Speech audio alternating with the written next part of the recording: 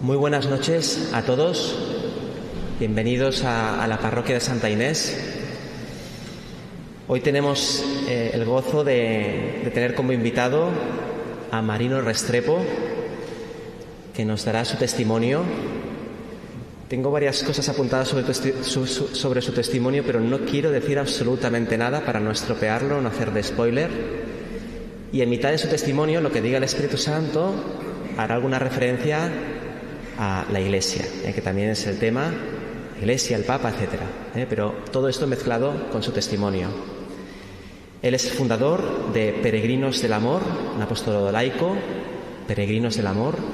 Lo podéis buscar por internet al salir de la charla, está muy bien. Y nada, sin más preámbulos, vamos a recibirle con un fuerte aplauso.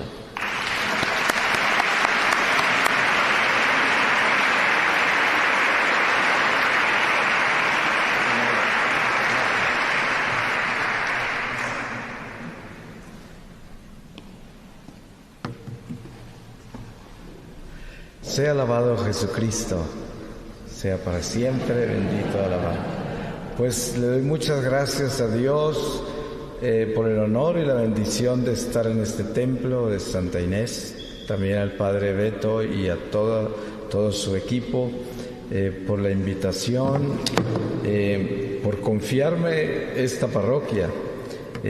También sé que estamos encima de muchos mártires que están acá abajo de nosotros, y para mí no es una bendición tan grande poder ser parte de esta sangre que no fue derramada en vano, y sé que por esa sangre es que estamos aquí nosotros bautizados hoy. Que Dios bendiga a todos sus mártires y que ojalá nos dé a todos nosotros un espíritu de martirio también, para que no tengamos miedo de morir por Jesús. Pues voy a compartirles, para comenzar, una historia de un encuentro que he tenido con Dios que ha transformado mi vida. Sabemos que todos tenemos un testimonio que compartir y hoy es mi turno. Yo nací en Colombia, en las montañas de los Andes, en un pueblo pequeño, en una familia católica. Soy el número 6 de 10 hijos. Hasta los 14 años viví en el pueblo y luego me enviaron a Bogotá, la capital, una ciudad grande, en los años 60. Bogotá tenía muchos jóvenes de los Estados Unidos que estaban huyéndole a la guerra de Vietnam. Muchos de ellos eran hippies y llevaron a Colombia las drogas alucinógenas, el rock and roll, las filosofías paganas de Oriente como el hinduismo, el budismo, el taoísmo y todos los ismos que después me llevaron al abismo. En esta cultura llegaron las astrologías y numerologías, la cartomancia, la adivinación y todo esto que conocemos como la nueva era. Muy pronto yo entré en esa cultura y perdí mi fe católica.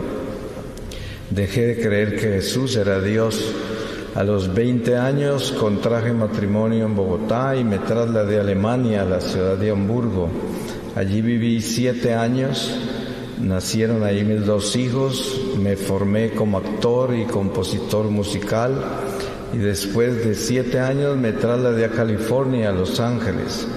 Allí me dediqué al mundo del espectáculo por más de 20 años y todos estos años, desde que salí de mi pueblo a la edad de 14 años, los viví completamente alejado de Dios, en un mundo materialista, consumista, relativista, entregado al dinero, la fama, el placer. La única persona que me hablaba de Dios era mi madre, que me visitaba en California cada 2 o 3 años y siempre me decía: a mí no me impresiona mucho tu dinero ni tu éxito, me preocupa tu alma. Si sigues viviendo la vida que estás viviendo y mueres así, vas a tener muchos problemas con Dios. Yo quería mucho a mi madre, pero no creía en su religión y por eso no atendía sus consejos. Pero en el año 1997, en la Navidad, todo cambió. Viajé a Colombia a visitar a mi familia porque era una Navidad muy triste. Durante los 4 años anteriores a esa Navidad, habían fallecido 5 personas de la familia, una tras otra. Primero murió mi esposa de cáncer, luego murió mi hermano menor en un accidente en el mar, después murió mi padre, luego se suicidó un hermano mío en Bogotá, después murió mi madre, y en esa Navidad éramos 4 hermanas y yo. Mis hermanas practicaban su fe católica y no sabían que yo no la practicaba. La única que sabía era mi madre, pero cuando ella regresaba de visitarme en California, tan solo les decía, oren mucho por su hermano, pero nunca les contó por qué.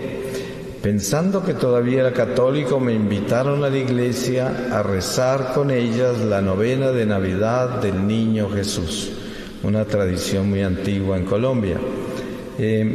Yo no les conté que hacía 33 años no entraba a una iglesia católica, si hubiesen muerto del susto, pero fui a la iglesia para complacerlas.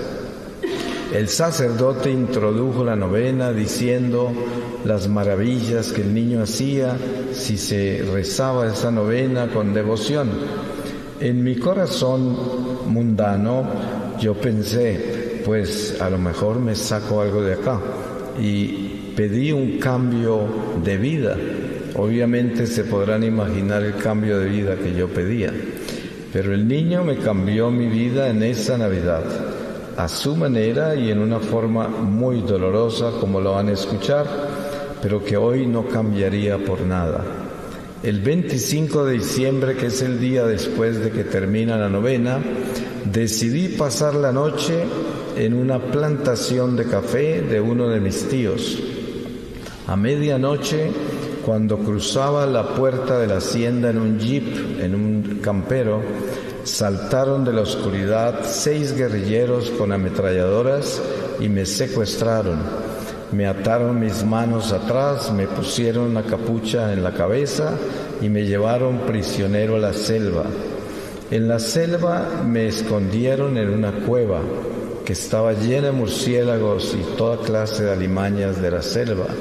Un sitio terrible. En total estuve secuestrado 6 meses, pero los primeros 15 días fueron en esa cueva. En el día 15 llegó otro grupo de guerrilleros. Me sacaron de la cueva, me quitaron la capucha y me desataron y me pidieron una suma de dinero enorme. Me dijeron que si no se las daba, iban a asesinar a toda mi familia. También que estaba sentenciado a muerte y cuando terminara de pagar la recompensa me iban a ejecutar. Me ataron de nuevo, me encapucharon y me escondieron en la cueva. Me dijeron que el día siguiente me llevarían a otro lugar. Esa noche fue la noche que tuve esta experiencia con Dios. Yo estaba en esa cueva totalmente destruido porque no tenía esperanza de salir con vida de esa selva. Toda mi familia estaba en peligro. Lo más grande que había tenido en mi vida hasta esa noche era el dinero y prácticamente me lo iban a robar todo. No podía estar en una situación más terrible. Estaba perfectamente despierto y consciente.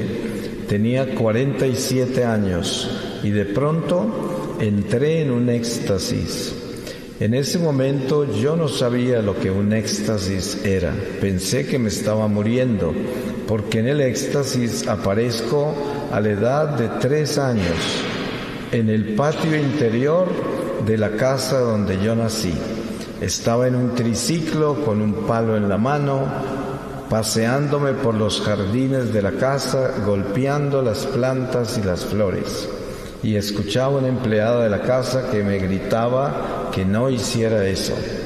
Yo entré en pánico porque no sabía qué me estaba sucediendo, pero no podía salir del éxtasis y continué reviviendo mi vida poco a poco. Cuando estaba pasando por la edad de 10 o 11 años, comencé a vivir un dolor que no podría describírselos. El dolor de mi conciencia. Por 33 años viví en pecado mortal lejos de Dios y había perdido el temor de Dios. Pero ahora mi conciencia comenzó a despertarse y el temor de Dios regresó a mi corazón. Podía ver perfectamente el sentido del pecado, las consecuencias del pecado, el daño que le había hecho a la gente por mi vida sin amor, las ofensas a Dios, el peligro en que había puesto mi alma, y entre más años pasaban, más grave todo y más dolor, porque los pecados eran más graves. Yo creo que recorrí toda mi vida. Como les dije, tenía 47 años esa noche. Esta primera parte la podemos llamar una iluminación de la conciencia. Eso es lo que fue. Ahora sucede algo más misterioso. Aparezco boca abajo contra la hierba en una montaña muy alta, en un silencio como nunca había vivido. Solo lo puedo describir como un silencio perfecto. Miré hacia adelante y muy lejos en la distancia podía ver otra montaña más alta, y la cima de esa montaña estaba cubierta de niebla, y la niebla comenzó a despejarse poco a poco, y apareció la ciudad más extraordinaria de luz, una ciudad absolutamente preciosa. A pesar de la distancia, yo la podía ver perfectamente, pero mi alma sabía que yo tenía que haber llegado allá y no había alcanzado.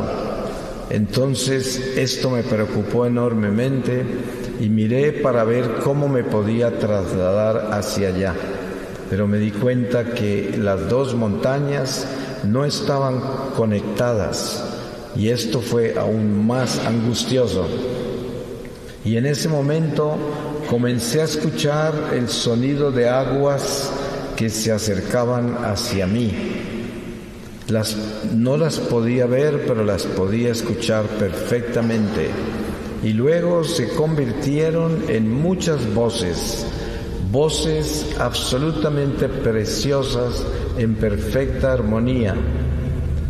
No podría decirles si estaban cantando, orando, hablando, pero eran preciosas. Luego se convirtieron en una sola voz, y esa voz venía de todas partes.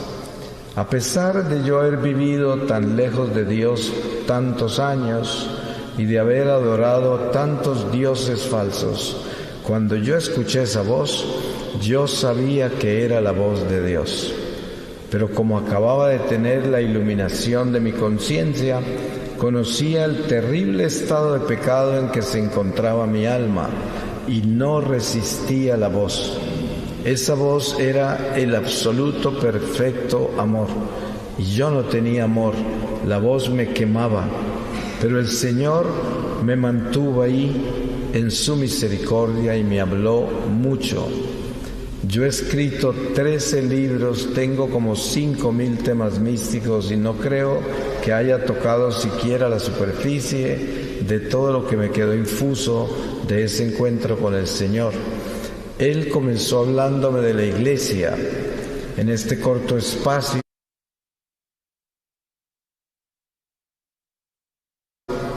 Les comparto algo lo que dijo. Él comenzó diciéndome que la Iglesia Católica es su iglesia, su pueblo, un pueblo escogido, separado, predestinado, su ejército, instrumentos eucarísticos de reparación. Y me dijo: yo te escogí desde el vientre de tu madre y tú desertaste mi iglesia. El Señor no me acusaba, pero yo me acusaba a mí mismo y me dolía mucho.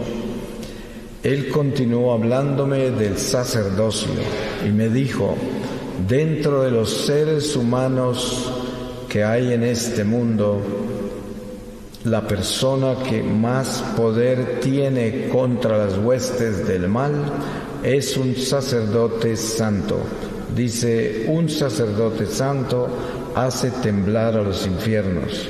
Y luego me habló de los consagrados, los religiosos, los matrimonios. Y me dice, cuando los religiosos o los matrimonios son santos, son torres de luz en este mundo de tinieblas. Y luego me habló del sacramento de la confesión y lo comparó con un exorcismo. Y me dijo, cuando estamos en pecado mortal y permanecemos en él, el demonio toma ese pecado. Y entre más tiempo estamos en pecado, más demonios se unen a él y terminamos con una legión por cada pecado mortal. Y solo la Iglesia, por medio del sacramento de la confesión, de manos del sacerdote, tiene la autoridad para desatarnos del diablo. Él no le obedece a nadie más. Si nosotros pudiésemos ver una molécula de un demonio, nunca dejaríamos de confesarnos, porque es lo más espantoso que ustedes se puedan imaginar. El Señor me comparó el sacramento de la confesión con muchas cosas, me llevó hasta el pecado original y me recorrió prácticamente toda la historia sagrada y me explicó por qué Jesús, con tanta urgencia, cuando resucitó, instituyó ese sacramento. Después me habló de la Eucaristía y me dijo, la Eucaristía es el don más grande que el Padre Celestial le ha dado a toda la humanidad. Porque en un momento Él estuvo en silencio y luego me dijo, nosotros somos su ejército, pero la salvación es para toda la humanidad. Nosotros somos responsables de la salvación de las almas. Y entonces me muestra un sacerdote en la sacristía preparándose para celebrar la misa y me muestra cómo es que en ese momento comienza una inmensa batalla espiritual, porque la misa es el golpe más grande contra Satanás. Y me muestra cada una de las oraciones de cada una de las vestimentas litúrgicas y cómo cada oración representa un arma.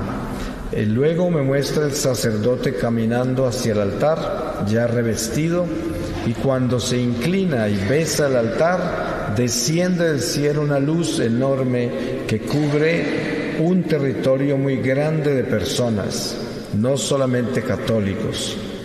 Y durante la misa, las fuerzas del mal se retiran porque no resisten esa luz.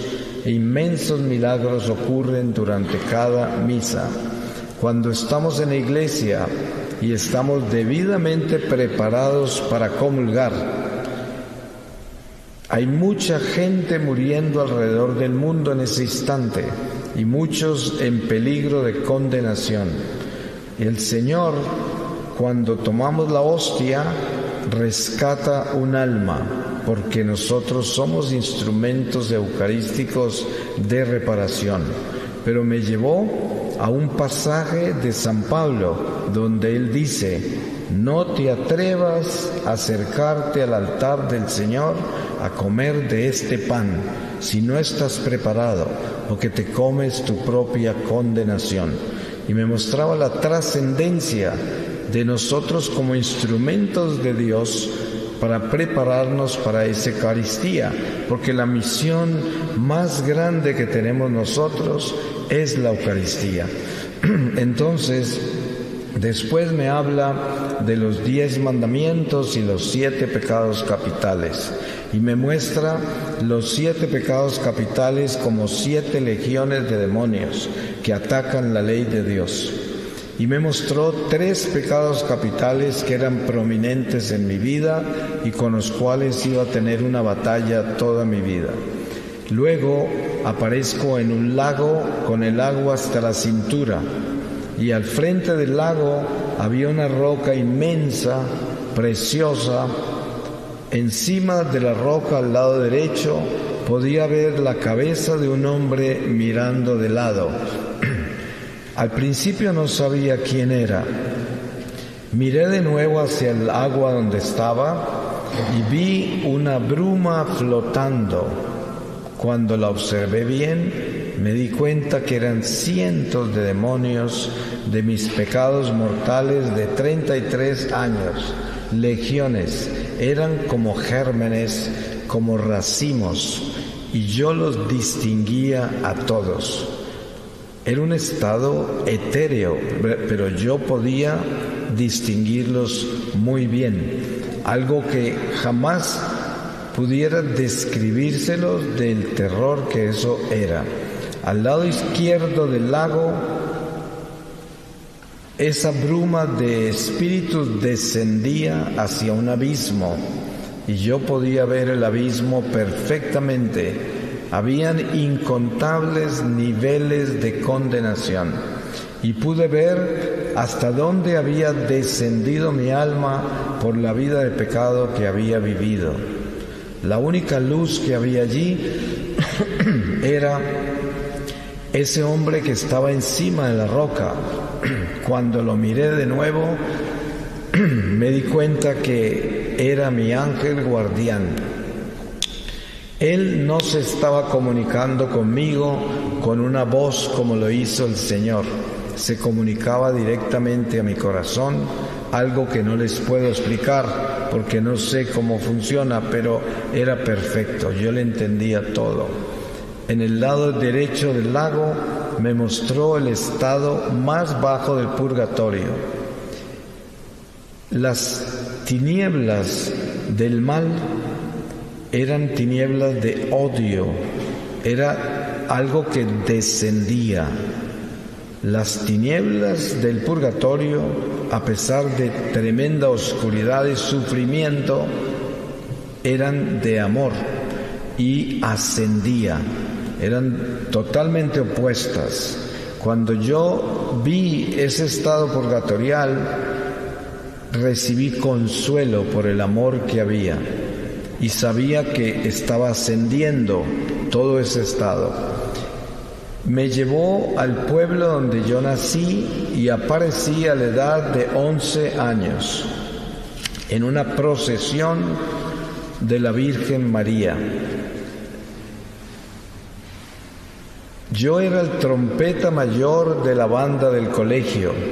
Iba tocando la trompeta detrás de una estatua de la Virgen que llevaban 4 compañeros míos del colegio. Marchamos por el pueblo y después de un rato apareció la Virgen caminando al frente mío, ya no como una estatua, y llevaba 2 niños, uno de cada mano. El ángel me comenzó a explicar que mi madre me había consagrado a la Virgen en su vientre y que la Virgen nunca me había abandonado a pesar de todos los años que estuve lejos de Dios.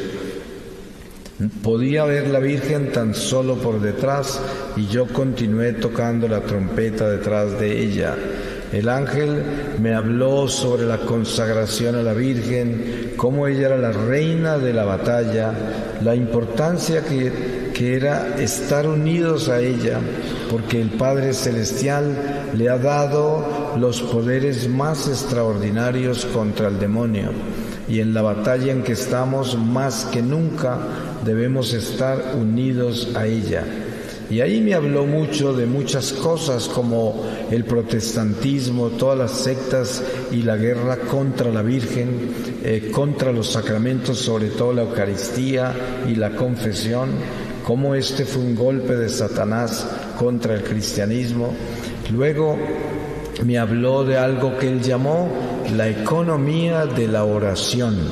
la oración del corazón. Me mostró todos los rosarios que habían en la procesión. Hasta los niños llevaban rosarios.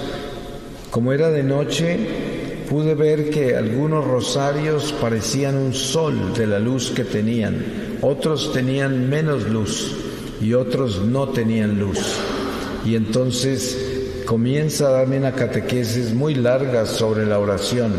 Y luego, marchando por el pueblo, veía cómo la procesión exorcizaba el pueblo y los demonios huían por donde pasábamos.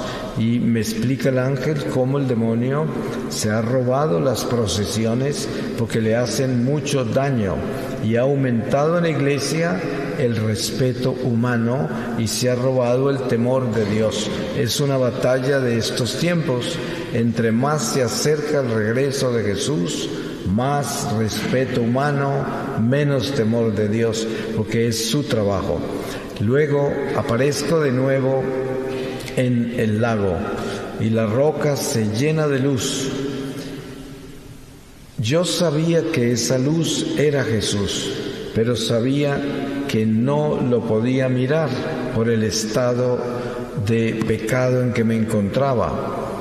Me agaché huyéndole a la luz, pero de reojo podía ver que al lado derecho de la roca había aparecido de nuevo la Virgen María, y en esta oportunidad me estaba mirando de frente, y yo estaba conectado a ella como por un cordón umbilical espiritual, y todo lo que fluía de mí hacia ella, que era toda la angustia en que estaba, se iba hacia ella y hacia el Señor.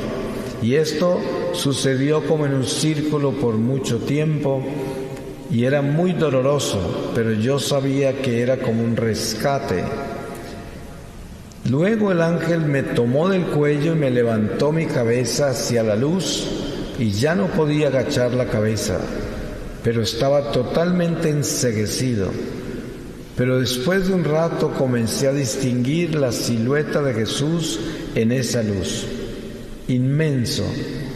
Rayos de luz salían de sus ojos y cuando llegaban a mí parecía que me fuera a desintegrar de dolor, pero yo sabía que era su amor y sabía que me estaba rescatando.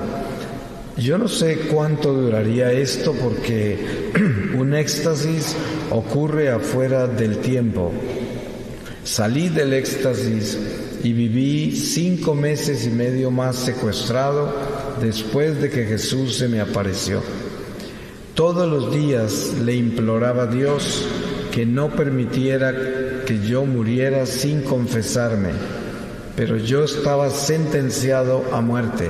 Sabía que solo un milagro podía hacer eso posible, pero también sabía que todos esos demonios que yo vi en el lago todavía estaban en mi vida y ellos me lo hacían saber todos los días. Esto fue 5 meses y medio muy espantosos con relación a toda esa batalla con mi vida y el pecado. 6 meses exactamente del secuestro ocurrió el milagro. Había estado atado a un árbol todo el día. Era de noche, muy oscuro, y aparecieron 4 guerrilleros con ametralladoras, me desataron y me llevaron a una carretera. Una vez en la carretera me ordenaron caminar derecho y no mirar para atrás. Yo estaba seguro que me iban a fusilar, pero ahí me abandonaron sin ninguna explicación.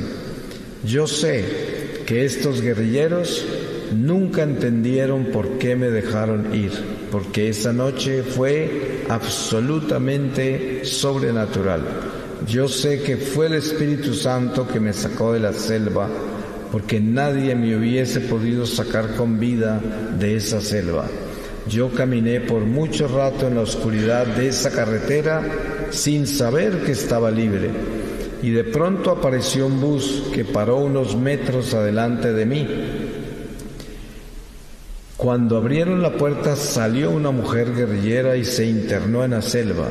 y yo le grité al conductor que era un secuestrado, que habían liberado, y él se burló de mí, porque yo tenía un aspecto terrible, tenía la barba hasta el pecho, la ropa totalmente deshecha, parecía un esqueleto que había perdido todo mi peso, y pensaban que era un loquito que andaba por ahí suelto en el monte. No me querían en el bus, pero cuando yo vi que no me iban a llevar, esa era mi única salida, corrí y salté al bus y ya no me pudieron sacar de ahí, y me sacaron de la selva. Una vez que me reuní con mi familia y me recuperé un poco, lo primero que hice fue irme a confesar a un monasterio de franciscanos. Para mí, haber salido del secuestro fue un milagro muy grande, pero el milagro más grande que yo esperaba era la confesión. Cuando este franciscano, después de una confesión muy larga, como se podrán imaginar, me dio la absolución, yo sabía que todos esos demonios que yo vi se habían ido. Nunca les podré explicar lo que yo sentí, porque esa sí fue mi verdadera libertad, y salí de ese monasterio como flotando en el aire, y ahí comenzó mi nueva vida. Regresé a Los Ángeles, a California, a mi casa, y comencé a aprender a ser católico de nuevo. Pasaron 2 años así, en silencio, nunca le conté a nadie nada sobre mi experiencia con Dios, ni siquiera sabía cómo contarlo. Y yo pensé que el Señor me había dado otra oportunidad, yo tenía que cambiar mi vida, fin de la historia. Pero el Señor tenía un plan. Pasados esos 2 años, regresé a Colombia durante una Semana Santa, y el Domingo de Ramos, en misa de 12 del día, en una iglesia muy grande de Bogotá, tuve otra experiencia con Jesús durante el ofertorio de la misa, desde un crucifijo muy grande que colgaba de encima del altar. Mientras miraba el crucifijo, comencé a sentirme mareado como si me fuese a desmayar, pero estaba entrando en otro éxtasis con el Señor. En esta oportunidad, Jesús no me habló con una voz como la primera vez. En esta oportunidad se comunicó conmigo exactamente como el ángel guardián, directamente a mi corazón. Yo tenía ya 49 años, estaba muy golpeado por el secuestro, tenía toda clase de miedos, mi refugio era la iglesia, no tenía vitalidad ni entusiasmo. Sin embargo, el Señor comenzó a revelarme que la misión para la cual yo había nacido apenas iba a comenzar, que Él me iba a llevar por todo el mundo, que todos los lugares donde iba a ir ya los tenía escogidos. Todas las personas que me iban a escuchar ya las tenía escogidas con nombre propio. Todo lo que iba a compartir lo tenía infuso en mi corazón, en perfecta armonía con la doctrina católica. Que no tuviese miedo, no tuviera miedo, y que Él se encargaría de mí. Pues yo salí de esa iglesia sabiendo que solo un milagro podía ser posible esto, pero el Señor ya me había hecho varios milagros. Me acordé del franciscano con quien me confesé la primera vez cuando salí del secuestro. Lo fui a buscar y comencé a compartir por primera vez mis experiencias con el Señor. Mientras hablaba con el franciscano, detrás de él, en su celda donde me estaba confesando, había un crucifijo pequeño colgando de la pared. Y el Señor se me manifiesta de nuevo y me dice que ese franciscano Él lo escogió como mi padre espiritual, que le obedeciera y confiara en Él, que Él me iba a guiar. Y así fue. Él comenzó a guiarme, yo dejé mi vida artística, fundé una misión que se llama Peregrinos del Amor hace 25 años, y el Señor me ha llevado por más de 120 países en todos los continentes, y esto es lo que hago todo el tiempo. Yo le dije al Señor que nunca promovería esta misión. Y pues estos 25 años he vivido de la providencia divina y ni siquiera por un momento me ha faltado nada, porque el Señor siempre se ha encargado de mí. Y también pues siempre he tenido en mi corazón infuso todo lo que he compartido, y han fluido muchísimas reflexiones que solo Dios las puede hacer posibles. Pues yo podría decirles como una conclusión de mi experiencia que yo he podido darme cuenta que la vida es demasiado corta, como todos lo sabemos, porque la muerte no escoge por edades. Es más, muchas personas me preguntan ¿qué recomendaría yo como el mejor retiro? Y yo siempre digo, yo creo que el mejor retiro espiritual que podemos tener es un funeral, porque en un funeral nos encontramos con la campana, que es la que nos está diciendo, tú eres el próximo. Y es muy importante nunca olvidarnos de que esta vida termina en cualquier momento y que lo único que nos vamos a llevar de este mundo, que tiene sentido y que es lo único que sería importante, es nuestra santificación, nada más. Y que la única misión que tenemos en este mundo es llevarle a Dios a la gente. Si un alma del purgatorio pudiese aparecerse acá en este momento y decirnos dos cosas, yo sé que nos diría: santifiquen su vida y llévenle a Dios a toda la gente que cruza su camino.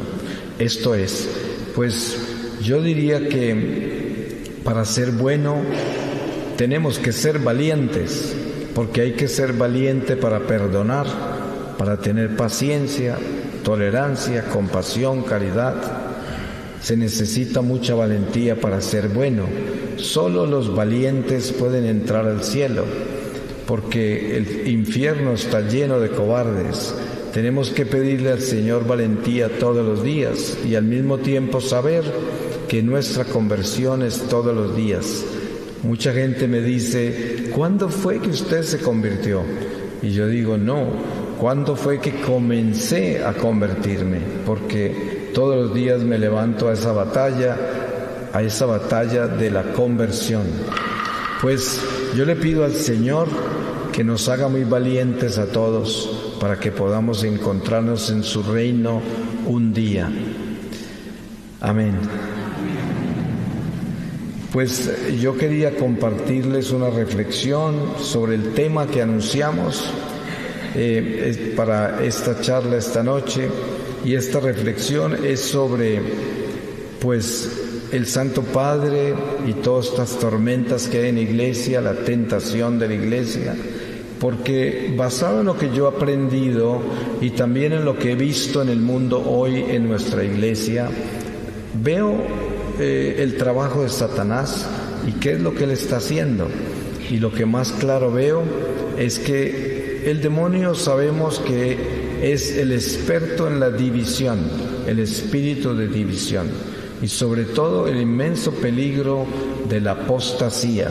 Entonces él nos lleva a juzgar y a tratar con mucha ligereza las cosas sagradas de la iglesia.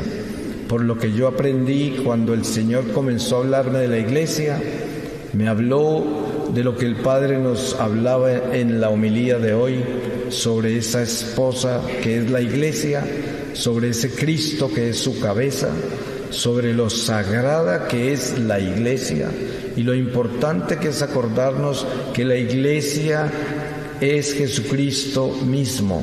Y por eso siempre tenemos que acordarnos que la humanidad de la iglesia es débil, es pecadora, es frágil, y por eso jamás podemos enfrentarnos los unos con los otros.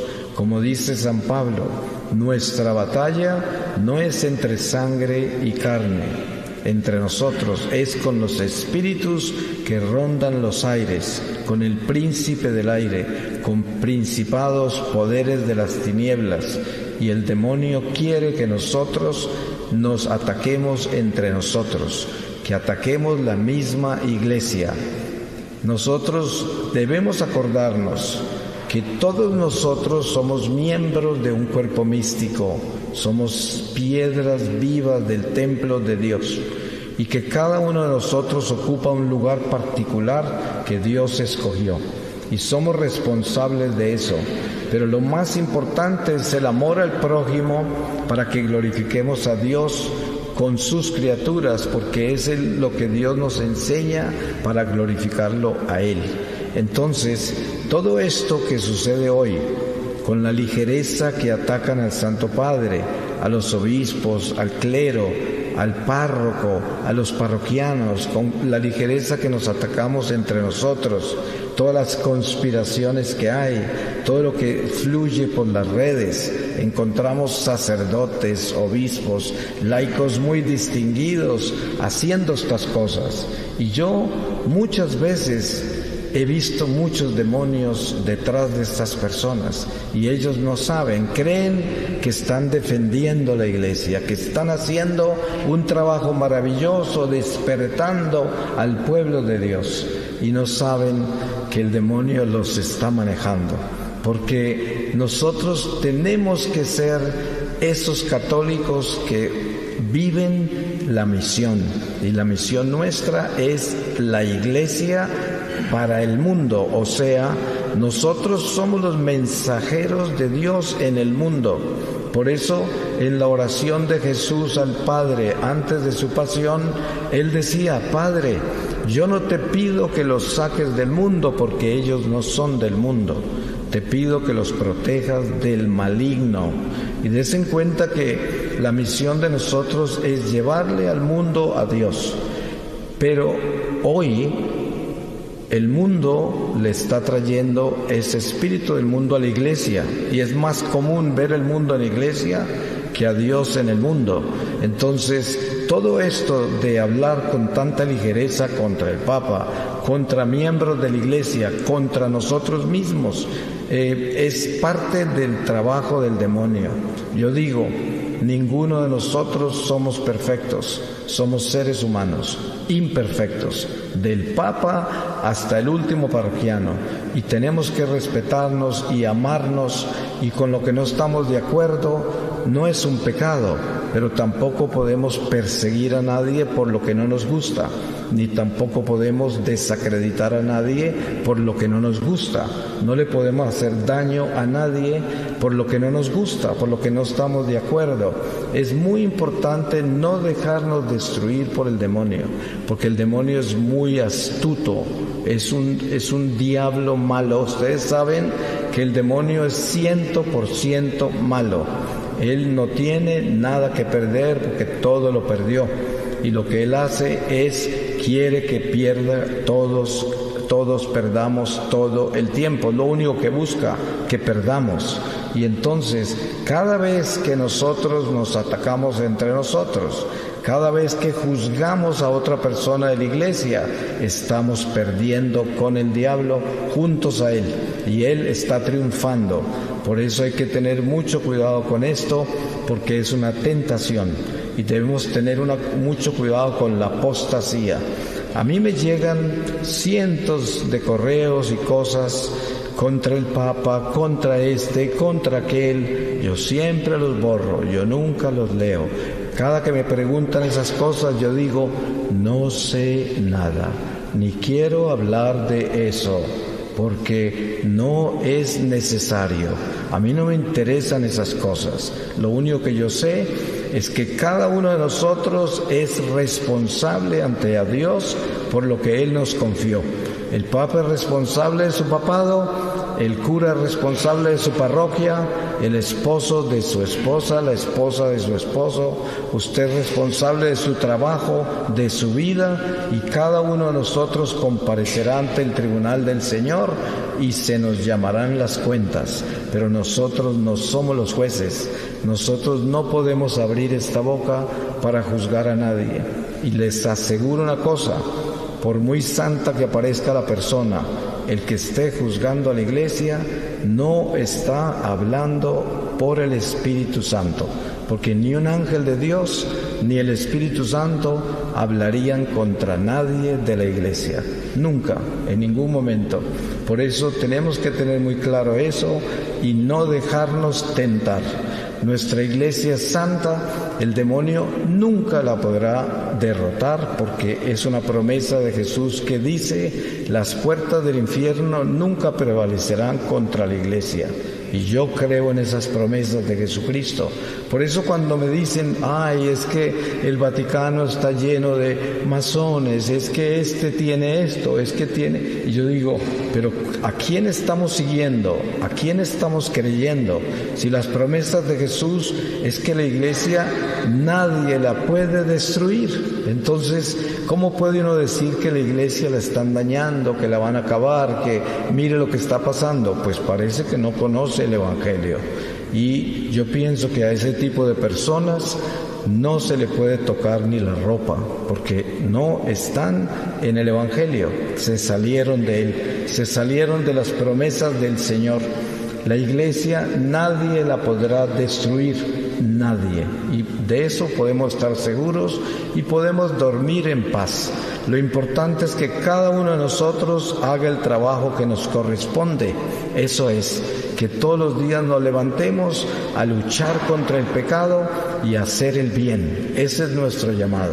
Pues que el Señor les dé mucha fortaleza, que les dé la valentía de ser buenos y que un día podamos todos encontrarnos en ese reino del Señor que no es de este mundo. Amén.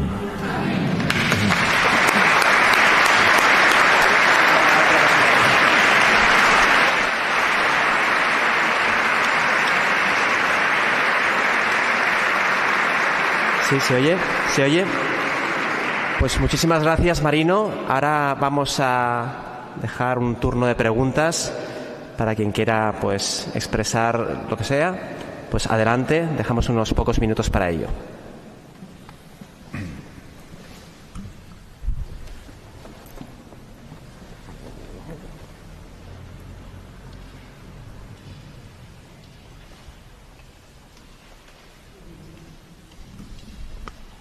¿Sí?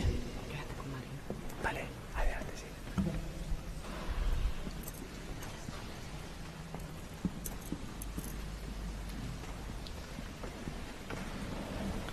Buenas noches, señor Marino. Muchísimas gracias por ese testimonio. Está encendido. Sí.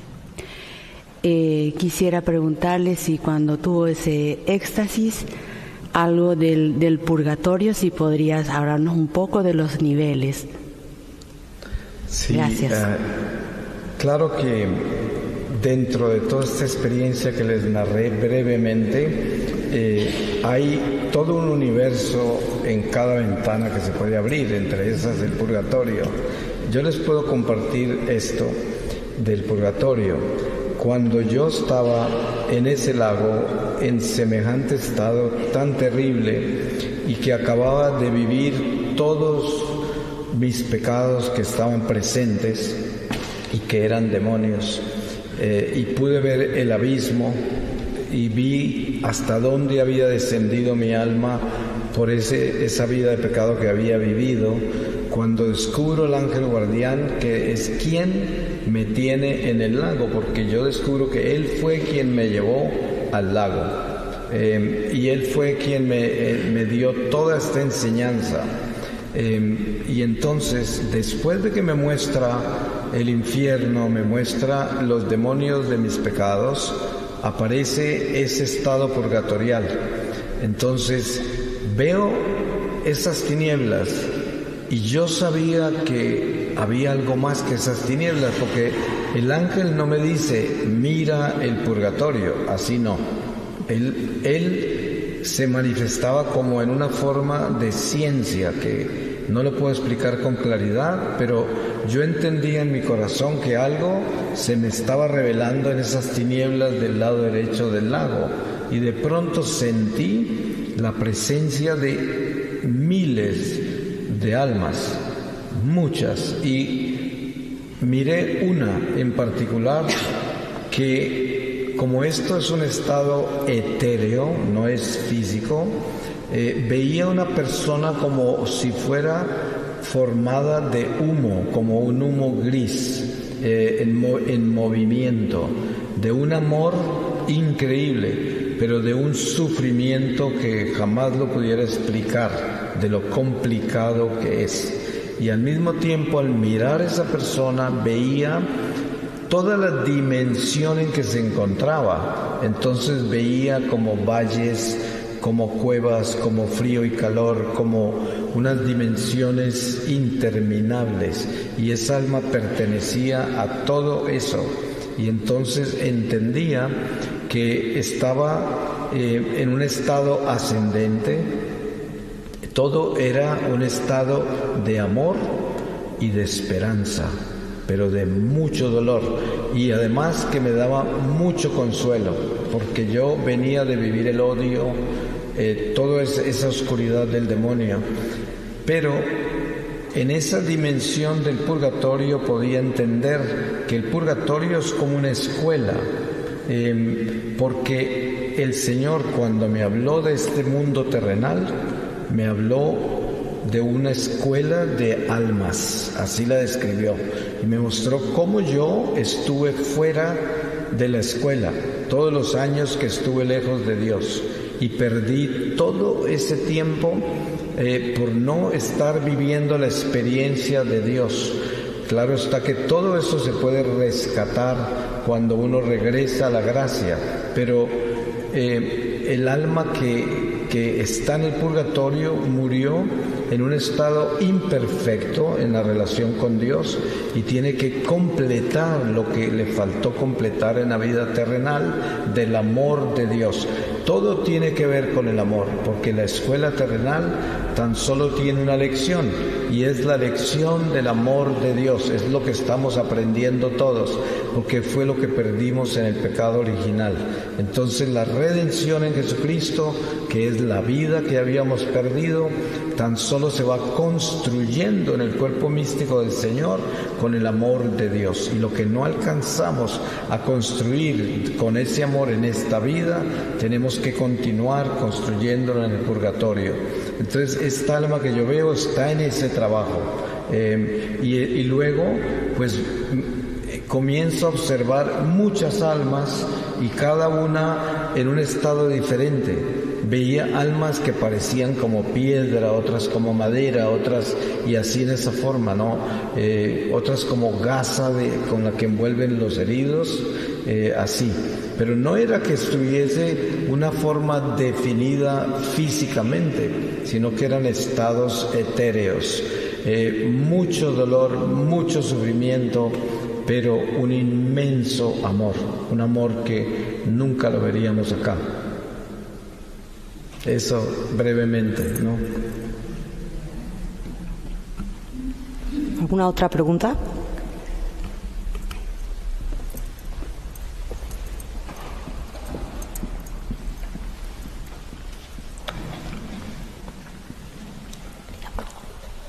Buenas noches. Yo le he escuchado decir otras veces que hay muchas personas que también han tenido experiencias místicas, pero que por humildad no las cuentan. Y quiero hacer dos preguntas. Esas personas que tienen alguna experiencia, a usted el Señor le dijo que la contara, pero ¿cómo saber si esa experiencia es de Dios y qué hay que hacer con eso? Si es solo para la persona o es para contarla. Dios todo lo hace perfecto. Todos nosotros somos místicos por el bautismo, solo que cada uno de nosotros tiene la responsabilidad de crecer y elevarse a esa mística. Entonces, la primera experiencia mística es el bautismo, porque es como nuestro Pentecostés. Así de que partimos desde la mística, pero cada uno tendrá experiencias espirituales diferentes durante su vida. Si Dios escoge una persona para que su vida sea una vida de comunicación de sus gracias, como lo que me ha tocado hacer a mí, no porque yo sea nadie especial, porque ya les conté quién era, la persona menos indicada para estar acá, que podría unirme a San Pablo cuando dice que era como un aborto, como el menor de todos, y así me siento yo. Pero cuando el Señor escoge a alguien para que comunique, Él lo hace y no hay absolutamente ninguna duda de que lo va a hacer. Así de que no hay forma de que uno se guarde lo que tiene para compartir, porque si es de Dios, el Señor se encargará. Ahora, si es que no lo comparten, es porque no es para compartir, ¿no?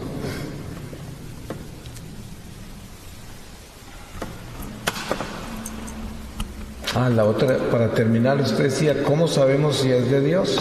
Bueno, para eso se necesita un discernimiento de la iglesia. Todo hay que llevarlo a la iglesia. Y también es una gracia que la iglesia lo atienda, porque es otra bendición, pero hay que llevarlo a la iglesia.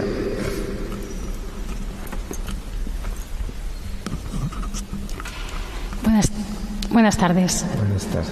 Usted, por lo que nos ha explicado, lo que nos ha compartido, pues recibió el don de la iluminación de conciencia. Entonces, yo muchas veces me pregunto, aunque uno esté vinculado pues a los sacramentos, frecuente la Eucaristía, la confesión, etcétera, ¿hasta qué punto a lo mejor también nos autoengañamos pensando, yo ya lo hago bien? O sea, no tenemos este don de la iluminación de conciencia. ¿Y hasta qué punto, o sea, cómo podemos saber que hacemos bien la confesión, sin que no caemos en escrúpulos? No sé usted si nos puede decir algunos consejos. Perdón, es que algunas cosas no las... Consejos pues, para la confesión, como saber si vamos realmente... No estamos siendo indulgentes a veces pensando, no, yo esto lo hago bien, porque ya voy a misa o lo que sea, ¿no? Uh-huh. Y a lo mejor pues no tenemos mucho que mejorar. Sí, yo pienso que en lo que se relaciona con una conciencia clara, con una iluminación de la conciencia para estar seguros de que lo que estamos haciendo está bien y que verdaderamente estamos creciendo espiritualmente, que verdaderamente nos estamos volviendo una mejor persona, porque todas las prácticas de nuestra religión no tienen sentido si no nos están transformando en una mejor persona, si no nos están convirtiendo en una mejor persona. Esa es la única señal de que todo está progresando hacia el bien. Entonces, la forma de uno engañarse, como usted lo decía, es vivir una vida muy religiosa, pero sin amor, sin tener un cambio de corazón, sin superar nuestros defectos, sin cambiar hacia el bien, porque es la única señal que hay de que estamos haciendo las cosas bien. Yo le digo a la gente, mire, un ejercicio espiritual importante es que usted mire un año atrás y piense si usted es mejor persona hoy que hace un año, y en esa forma se da cuenta si usted está progresando, si está cambiando. Es importante tener cuidado con eso y mantener la economía de nuestro camino con Dios. Espero que le haya respondido. Sí.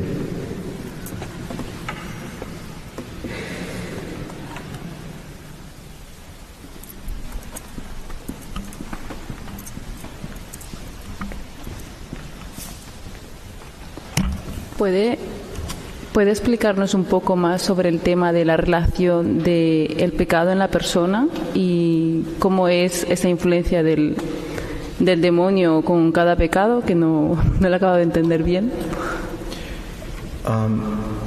Bueno, sabemos que nosotros, como dice San Pablo, tenemos una mancha en nosotros que nos inclina al mal.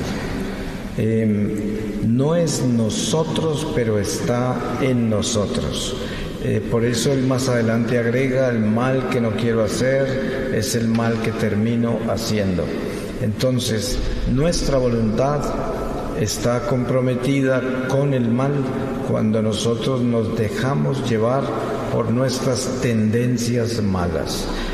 En principio, todo depende de mí, pero si yo me dejo llevar por mis malas tendencias y actúo en ellas, entonces el mal ya puede entrar y asociarse conmigo para que esa tendencia mala que yo estoy aceptando se convierta en un pecado mortal y ya actúe contra mí y contra el prójimo y contra Dios.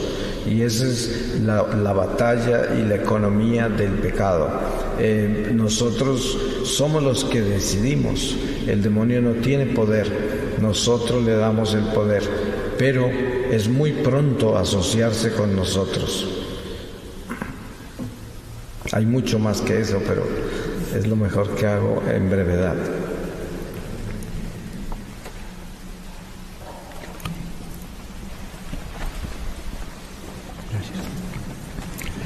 Buenas noches, Marino. Agradecer como primera medida pues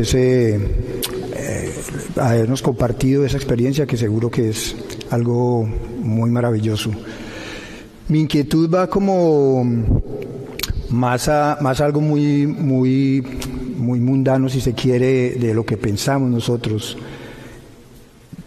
La inquietud que yo tengo es cómo usted de alguna manera ha asimilado esas experiencias tan fuertes con esos momentos tan críticos, viendo en ese estado de éxtasis esos momentos de oscuridad, porque yo creo que muchos de nosotros nos preocupa ese tipo de sensaciones en la vida, ¿no? De si yo voy a tener sensaciones negativas, y yo escuchándolo, viendo eso que vivió, cómo de alguna manera usted lo ha asimilado, y asumo que Dios de alguna manera cómo se ha manifestado en usted para que de una manera tan cálida y austera nos lo haga saber, nos lo comente de una manera, de alguna manera tan tranquila, o sea, porque es un miedo, digamos, que nosotros podamos tener siempre de imaginarnos vivir una experiencia de estas. Sí, esto tiene un sentido muy profundo, su pregunta, porque normalmente si uno narrara un encuentro con el diablo, un encuentro con el terror del infierno, un encuentro con el mundo espiritual que no conocemos con el sentido humano, pues sería para estar uno aterrado contándolo, ¿no? Porque es como cuando uno cuenta una pesadilla, cuando le acaba de pasar un susto terrible, pues uno no va a estar en paz contándolo, ¿no? No va a tener esa sobriedad para contarlo. Pero lo que sucede es que en todo esto está el Espíritu Santo. Nosotros humanamente no podemos tener la capacidad para tener la cordura, la sobriedad, la coherencia, para comunicar cosas espirituales de esa trascendencia y de esa dimensión tan radical en paz. Eso solo lo puede hacer el Espíritu Santo. Yo no lo hago desde mi humanidad, no sería posible. En los primeros años, después de que yo salí del secuestro, que pasaron 2 años, que estaba aprendiendo a ser católico, todo lo que yo tenía de esa experiencia mística era muy difícil, era muy grave, era algo que me preocupaba mucho porque era mi pecado, era la realidad de haber conocido el mal en persona, era ver el mal en el mundo y en las personas, verlo en la iglesia misma, y todo eso me aterraba. Y pasaron 2 años así, y por eso es que durante esos 2 años yo jamás compartí nada, porque ni sabía cómo hacerlo, estaba aterrado con todo eso. Pero una vez que el Señor ya se me manifestó y me llamó, Cuando comencé a compartirlo, ya el Espíritu Santo se encargó de fluir a través de mí y presentar esto como una catequesis, como una enseñanza, como una experiencia de Dios, como iglesia, ¿no? Y eso es lo que es un apostolado profético, que es lo que dice San Pablo. El don de la profecía es para edificar la iglesia, o sea, nos compartimos las verdades que ya han sido reveladas y que todos conocemos, pero las compartimos todo el tiempo para que nos edifiquemos con esas verdades.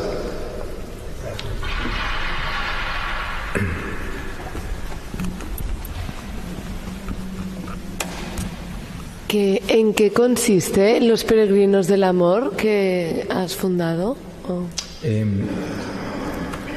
Cuando el franciscano que el Señor me dio como padre espiritual y que continúa siendo hoy mi padre espiritual, me explicó que entrar a la iglesia como misionero, como iba a entrar y como el Señor me pidió que lo hiciera, exigía obediencia al orden de la iglesia, y entre esas tenía que vincularme a la iglesia con una comunidad. En ese caso, los peregrinos del amor se convierten en esa comunidad de laicos evangelizadores.